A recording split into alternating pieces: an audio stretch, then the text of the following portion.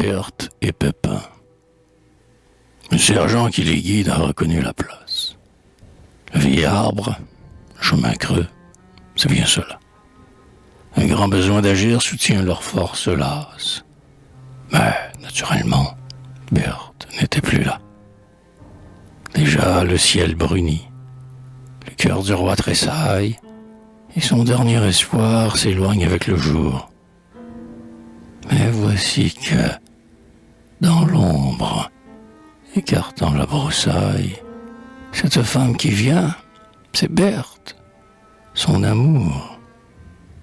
Tandis qu'elle brodait, rêveuse, en sa chaumière, le cœur plein d'un mystérieux et tendre émoi, il lui sembla qu'un ange en robe de lumière, de loin lui faisait signe et lui disait « Suis-moi ».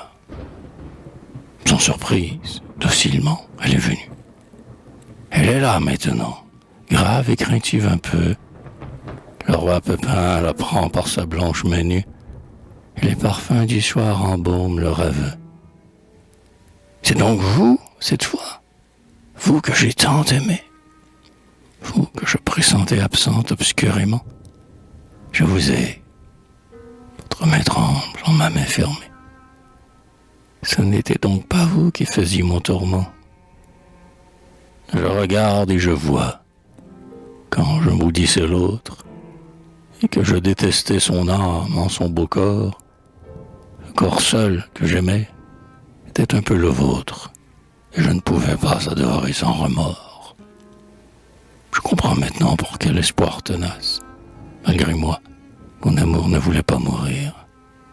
L'avenir était sombre en moi, vaine menace.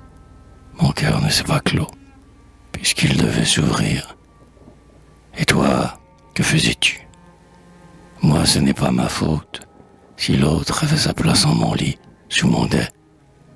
Toujours assis, couché, nous vivions côte à côte. Et Berthe, en rougissant, lui répond « J'attendais. » Blanche-Laure à son tour s'approche et l'on s'embrasse. On pleure et l'on sourit. Tableau simple, charmant. Mère et fille, femme et mari.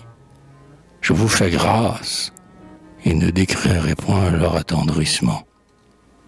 Vous saurez seulement que, dans le crépuscule, dont la pénombre tendre remplit au loin les bois, Pépin parlait d'amour sans être ridicule.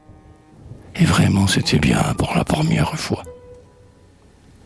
Maintenant, le public aime qu'on leur enseigne sur les héros qu'on laisse en des cases hasardeux.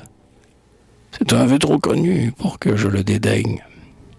Sachez donc en 3 mots tout ce qu'il advint d'eux. Je ne vous ai pas dit que Margiste était morte. C'est un oubli. Margiste est morte, ayant pris froid. D'Alix et de Tibère, l'histoire nous rapporte que Berthe intercéda pour eux auprès du roi. Blanche-Fleur retourna très heureuse en Hongrie. Maître Simon devint sabotier de la cour. Emploi que l'on créa tout exprès, je vous prie.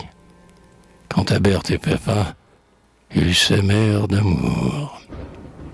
Vous voyez, tout cela finit par un sourire. L'histoire est toute simple, et je n'ai qu'un regret. C'est que pour la conter, il a fallu l'écrire. Et puis compter en vers, c'est peut-être indiscret.